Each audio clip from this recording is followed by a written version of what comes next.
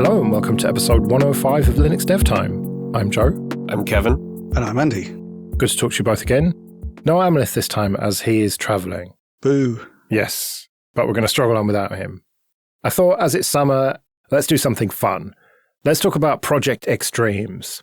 So I'm thinking the oldest and newest projects you've worked on, biggest and smallest, most fun, least fun, that sort of thing. So let's start with the oldest and newest. So what is the oldest project that you have worked on? This whole episode is going to be fun for me because I'm just going to plug at loads of my projects, right? So probably not the oldest thing I've worked on, but one of the oldest things I've worked on is a TV guide called Free Guide, which I wrote when you had to dial up to the internet, download your TV listings, and then look at them in a desktop program. And I was using, I can't remember the name of it, but I was using a proprietary program that let you do that. And then they started charging £5 a year for it. And I was not okay with that. So I've invested the next 10 years of my life in writing a TV guide called Free Guide in Java, which downloads your TV listings. And then you can disconnect from your dial-up internet so people can make phone calls. And then you can make a customized TV guide for your evening's viewing and print it off on your printer. And I get statistics because there's a pay for TV listing service in the US. I get statistics on how many people are paying for that listing service in order to use Free Guide, or that's what they wrote on the form when they paid. And there are several hundred people regularly using Free Guide in America and paying for those listings. So presumably there's other people in other parts of the world also using it without paying. So for me, my oldest project was one where I used to have a bunch of CDs with files on them that I got, either shares or different things from friends. And I had these CDs all over the place. And I found it a super pain to put in every CD, find out where the file was on that CD, if it was even in that CD, look for the next one. So I wrote a program that I could categorize and catalog all these different CDs. And then I could just search my catalog offline. It would tell me which CD it was in and which CD to pop in and pull that file off of. I then shared this program with my friends. So if we're bending the rules a little bit on open source, then that was the first one that I wrote and gave out the source code to. I don't know if any of my friends ever actually used it, but I found it immensely useful because I no longer had to look through my CD case of 50 plus CDs and could just search my own little personal index. It would also auto-index the CDs as I put them in there and things like that. Both of these projects are classic open source scratching your own itch projects. I would say because both of them kind of deal with, hey, the internet is terrible and I want to be able to do things offline as well, which I think is maybe just a call out to the time that they were built in. Yeah. I also did technically make a contribution to GNOME. I'm pretty sure it got in some kind of bug fix. I don't remember what. So GNOME is even older, right? That must be date from the mid-90s or something. I think so, yeah. What about the most recent project then? So apart from little toy things that I've been writing myself, the most recent thing, or the most modern code base that I'm working on is the one that I'm doing for my day job, which is the Matrix Rust SDK. So it's a rewrite of all the underlying code for lots of Matrix clients, all in Rust, so they can share the code between lots of different platforms. It's a pretty modern code base. It's written in Rust, which means it's automatically fun. I think the most recent one that I did was it's called Typoid, and it was a library written in Rust to have typed object IDs. So an object ID being something like a UUID or a GUID that then gets base 32 encoded. And then you can put a little prefix or something on the start of that to name the type. And I think Slack or one of those companies popularized this.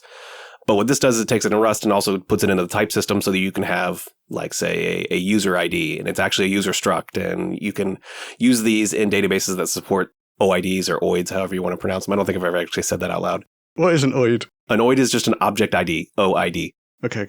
So that's probably the most recent one. It's not a super big project. That's one that was, again, kind of scratching my own itch for an internal thing that we were using, but it's something that I open sourced, and I actually have no idea if it's even being used by anyone publicly right now. What about the biggest and smallest then, in terms of the code base size, not the popularity of it? So what is the biggest code base you've ever worked on? I've sort of dabbled in some very big code bases like GNOME and Firefox, but I'm not sure if I got anything into those code bases, it was tiny little bits. So one of the biggest open source code bases I've worked on is the Matrix client Element Web, which was my day job a while ago before I moved on to working in the Rust SDK. So there's quite a lot of that. It's only about 8 or so years old, but there's a fair bit of code. There's a lot to learn about all the quirks and stuff like that in there. So getting into it is difficult, and it's a big JavaScript, TypeScript code base. So there's a lot of crazy stuff happening because of that. And there's a load of GitHub actions and, a lot of kind of complexity flying around all over the place. Are we talking millions of lines of code there? I actually don't know, but I would have thought it would be some like 1 million, maybe something. I could be wrong by 2 orders of magnitude in either direction, though. Right, okay. I don't know exactly about the biggest lines of code. I don't know that I've ever looked up the lines of code for each of the projects that I've contributed to or created. But there have been some that have been large, as in following the source through it or to find the area where I was fixing a bug have been bigger style projects. One of which was called RedBPF. I believe it was a eBPF implementation, or I don't want to say wrapper, but it was a eBPF implementation for Rust. That one was decently sized. There was another one that was an HTTP mocking library, and I don't even remember the name of that one. But that one I remember was decent sized because the change that I actually wanted to make was very deep down in the stack. And I want to say it was also because I had to pull in all of the dependencies as well, which, I mean, that explodes the code base size pretty tremendously. Yeah, I've worked on larger proprietary code bases before I got to work on open source stuff. So most of the open source stuff that I've done has seemed fairly manageable in comparison. Yeah, and I think most of my open source stuff has been in Rust anyways, which happens to be pretty modular. So most of the stuff that you work on is pretty well contained, unless you're talking all of the dependencies as well, in which case, I mean, the projects are massive in size. But that's pretty rare that a project will vendor all their dependencies or require you to go through them all for some reason. Yeah, I mean, from a security point of view, of course, if you work the way Rust does and you build all those dependencies into your executable, then you do have the liability from that point of view of all the other dependencies. Oh, absolutely. And so proprietary code bases, I work on several, even one right now, where everything is vendored, and that alone can make the code base pretty big. What about the smallest then? It's got to be a bash script, I would imagine. I'm going to do a proper plug for this one, right? So one of the smallest code bases of a little tool that I use every day, and I think no one else in the world uses ever, is a little bash script I wrote called git what. So you just type what in your terminal, and it shows you all of your git branches and all the changes on them versus the main branch. It's like, I don't know, probably less than 100 lines of bash. It looks like it's all neat and tidy, and actually it's a total mess. The output looks tidy, but the code is a total mess. And I find it incredibly useful. I don't know how anyone copes without it. That's 2 episodes on the trot that you've mentioned Get What. Oh, sorry. But you clearly use it a lot then. I use it every day. I use it when most people would type git status, which is like 100 times a day or something. I type what. I don't even know about the smallest one for me. There's probably dozens and dozens of scripts out there. I have a full dot files full of random scripts if you look in the bin folder.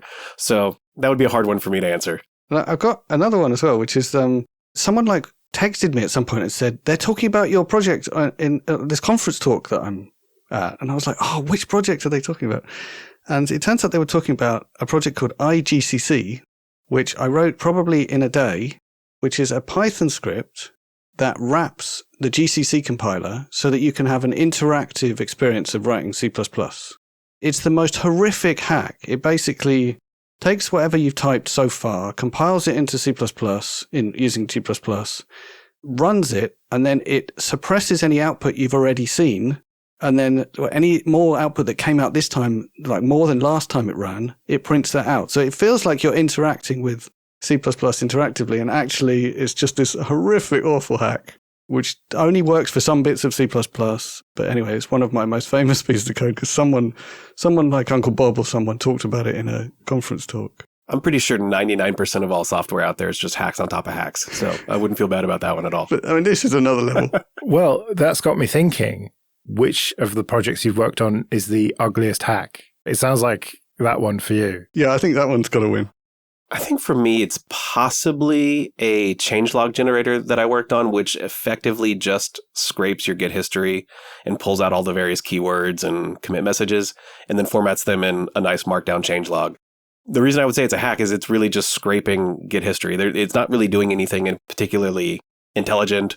It's just scraping and formatting. But I find it useful. What language is it written in? That one is written in Rust. Surprise, surprise. Then it can't be a hack. It can only be beautiful code. Well, then, what's the most elegant bit of software you've worked on? This is actually a weird one for me. So for a long time, there was a thing called Baseline. And actually, I think I still have it public, which is a also hack, but for me, an elegant hack of a way to baseline computers that I was working on. So I used to distro hop all the time or change laptops. And this is before I think I really started digging into things like Ansible or other ways to solve this problem. So this was a way that I could just drop in a bash script into a particular directory and it would show up in this TUI and I could select it or not select it. And it was a really quick way for me to rebaseline a computer whenever I'd reinstall something.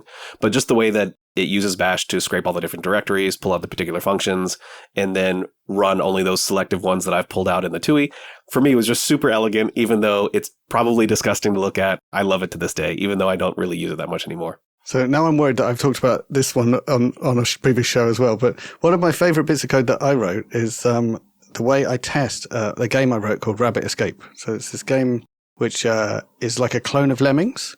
Lemmings is one of my favorite games in the world. And I wanted to be able to play it on a mobile phone. So I made a version of it that runs on a grid. So you don't have to like be exact with your touches or your clicks.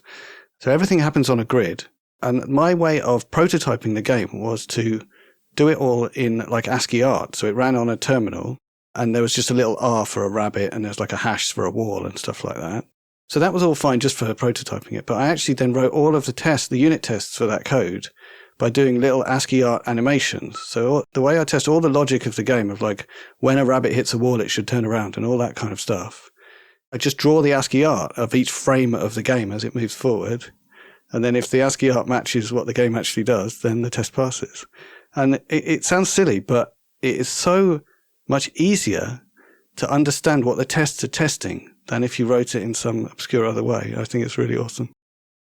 Okay, this episode is sponsored by 1Password. Imagine your company's security like the quad of a college campus. There are nice brick paths between the buildings. Those are company-owned devices, IT-approved apps, and managed employee identities. And then there are the paths people actually use, the shortcuts worn through the grass that are the actual straightest line from point A to B. Those are unmanaged devices, shadow IT apps, and non-employee identities like contractors. Most security tools only work on those happy brick paths, but a lot of security problems take place on the shortcuts. 1Password Extended Access Management is the first security solution that brings all these unmanaged devices, apps, and identities under your control. It ensures that every user credential is strong and protected, every device is known and healthy, and every app is visible. 1Password Extended Access Management solves the problems traditional IAM and MDM can't touch. It's security for the way we work today, and it's now generally available to companies with Okta and Microsoft Entra, and in beta for Google Workspace customers. So support the show and check it out at onepassword.com/LinuxDevTime. That's onepassword.com/LinuxDevTime. Quick bit of admin then. First of all, thank you everyone who supports us with PayPal and Patreon. We really do appreciate that.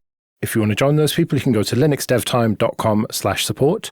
And remember that for various amounts on Patreon, you can get an advert-free RSS feed that includes either just this show or all the shows in the Late Night Linux family. And you also get quite a lot of episodes a day or so early. And if you want to get in contact with us, you can email show@linuxdevtime.com. All right, let's get down to brass tacks. Most popular. My most popular project to date is CLAP in Rust, which stands for Command Line Argument Parser because I'm terrible at names. And it started off as actually the project that I initially used to learn Rust because I wanted to build a tool for something I was using at work, and I needed an argument parser. And I think at the time, the only two out there was one called getopt and one called docopt. And I didn't really like either one, or they didn't really fit what I was particularly wanting to do. So I was like, oh, I'll just write my own to learn this language. That'll be easy. So I did that, and it turned out it kind of took off. People enjoyed using it, and then it spiraled into this rabbit hole of like an entire command line application framework. So you can do things now like have it generate your man pages for you or generate all your shell completion scripts, and does a whole bunch more than I think just argument parsing now. So that's by far my most popular project. But I would also say that I don't know how I feel about being known for that project sometimes, because when you hear argument parser, people are like, oh, argument parser, it's like, what, a weekend, maybe an hour. So it's one of those projects, though, that It is surprisingly deep if you want to hit every edge case and be a generalized argument parser or do all the things that are kind of command line application framework adjacent. So I've really enjoyed it. I've loved working on it. I don't really do too much with it on the day-to-day. Nowadays, there's other people leading that project, but that is by far my most popular project that I've ever made. That was absolutely not my reaction. When I heard that you started Clap, I was like a bit starstruck. I only found that out a couple of weeks ago. Clap is awesome, and it's seriously impressive that you started it. Well, thank you. I love it also. I think it's really good. It's easily the best way of handling command line arguments I've seen.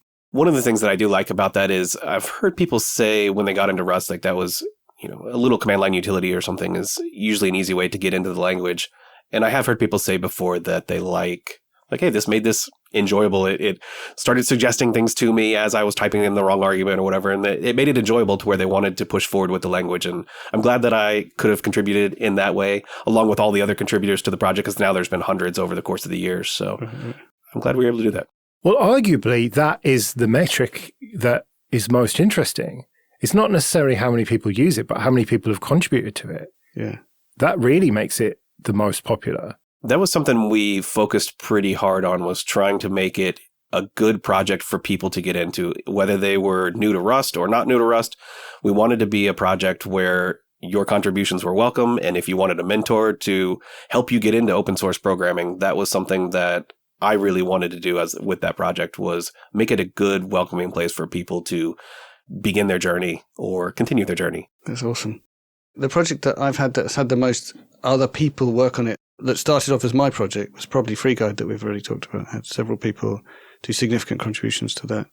And also Rabbit Escape, I had people add whole features in Rabbit Escape. Like there's this amazing feature, water, where water like flows down through the level and could potentially endanger the rabbits. And that was entirely written by someone else, which is totally awesome.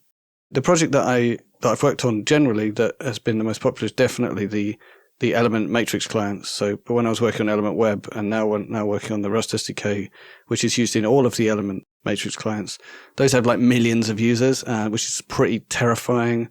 We have to handle security releases like grown-ups.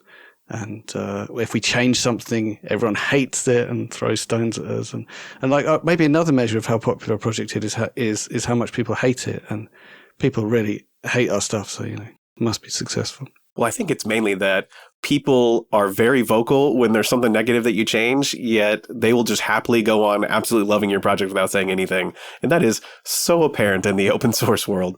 Yeah, it's also like a chat client is something that you live in, especially if you're passionate about the community that you're talking to. If stuff changes, then it just gets in the way of what you're doing, which is trying to chat to your friends, right? So it can be supremely irritating. You need to be more like the Patreon developers and just like randomly move stuff around the UI. Like, how do I manage my posts? Where is it this week? Oh, they've moved it over here. Great. They do that for the same reason they do it in supermarkets, right? It's just to confuse you so that you accidentally spend more money. Probably, yeah. It's a lot like the dynamically loaded content on a lot of websites or mobile. As you go to click, right as you're about to make that contact with the button moves, and now it's the pay me option or whatever that you just hit, and you're like, ah. It's now a good time for me to do my rant about user interfaces that require like hover interactions. There should be some kind of law against it. The worst is when you hover over it and get one outcome, and you click on it and get a different outcome. Kills me. All right, we should do your most important project, but first, what's your most trivial project?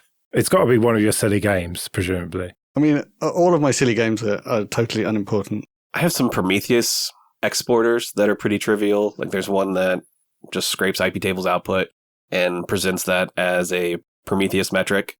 Those are pretty trivial. They're useful, but they're trivial. I feel like I told you the story once about how someone who might have been from the CIA contacted me about one of my projects. I think you've told us that story. I'm not sure if it was on air or not, though. I wrote a little Python script called QD-Sync, which was a replacement for rsync. When I plugged in my hard drive MP3 player into my computer, because I had one of those, it had a 20 meg hard drive. I didn't want to have to remember like which direction I was copying files. I just wanted it to just synchronize everything in whichever direction. So I wrote this Python script called QD-Sync, which just, if there was something on either side, it just copied to the other side, and that was all it did. And I wrote it, forgot about it, didn't even use it. And then a couple of years later, I got an email from someone who never identified who they were saying, was any of this software written in Iran or somewhere else? And I was not comfortable with answering these questions without knowing who I was talking to. So I sort of said, who am I talking to? And I never got any response. So I'm pretty sure it was the CIA doing their due diligence on wanting to use QD Sync for their super secure syncing needs. What about your most important then? I think it's really easy for me. I think Matrix is the correct answer to how to do messaging, and not in proprietary silos, but in everyone being able to talk to everyone. I also think I'm not an enemy of email, but I also think eventually we should replace email with something that is basically Matrix, because Matrix does encryption and identity in the right way so that you can't just get spammed by people because you know who people are. No, that's not to say there isn't a spam problem, but it's controllable in a way that it isn't with email. But generally, I think, we shouldn't have silos of instant messaging. Everyone should be able to talk to everyone. You ought to be able to talk to your government or companies or whoever and know who you're talking to and know no one's listening in. And the only way that's going to work is with an open, decentralized, federated protocol. And Matrix is the only game in town. And I'm really excited to be a tiny part of trying to make that very difficult thing happen. Or XMPP. Or XMPP. That would be fine too, so long as it fixed all of its many problems. Yeah, like when you fix the cannot decrypt message problem. That literally has been my job for the last 3 months. It's still not fixed. And we've made some progress, but it's not fixed. I don't know that I have any ultra important projects. Clap is probably the closest one there. And I would say importance just due to the impact that it's had on the Rust community at large and my ability to bring people into that community. Yeah, Clap is it's featured in the Rust book, right? I don't know. It might be. There's someone actually wrote an actual book about that library, right, which I thought was interesting. I was like, "Oh, can I get a copy of the book?" And they were like, "Oh, here's the link." Yeah, I'm pretty sure it's used in the Rust book to describe how to make a user interface. I'm not 100% sure. It might have been in something else I read, but yeah, there was some talk a little while back about should we have a core set of libraries, Serday and other things of that nature. And Clap is a little too opinionated, I think, to be included in that kind of a list. It can be recommended as, hey, here's a good way to parse arguments and do a bunch of command line adjacent things. But I think it's a very opinionated library. But it is featured in some of those lists of like, hey, here's a good thing to look at. All right, one last one. What is your favorite? This one's easy for me. It's a library called Violin, and it is a Vivaldi network coordinate implementation, of course, in Rust. And the Vivaldi network coordinates is fascinating to me. The problem of how can I tell how far apart two nodes are on a network without just having to, actually send packets between all these various nodes fascinates me. And there is an algorithm out there called Vivaldi, and it's actually incorporated in a lot of tools, especially like HashiCorp ones. But this is an implementation in Rust, and I also tried to do it with no standard. And it's a algorithm that fascinates me, and it's a library that I love. A friend of mine wrote an RFC, which came out on the 1st of April, I think, about a way of writing IP addresses to avoid users because they tend to mess things up if they get hold of them. So it's an encoding of IP addresses that is deliberately impossible for humans to understand or communicate. Is it IPv6? Yeah, I was going to say. It's called I-dunno, and that does stand for something, I don't remember what. And I wrote a Rust implementation, which was really fun to write, to do something like based on a spec like that. I love following like specs exactly. And I also was testing my implementation by using the existing Python implementation. Obviously, I was writing mine in Rust, and I found several bugs in the Python implementation in the process of writing it, which was also great fun. Right, well, we better get out of here then. We'll be back in a couple of weeks, but until then, I've been Joe. I've been Kevin. And I've been Andy. See you later.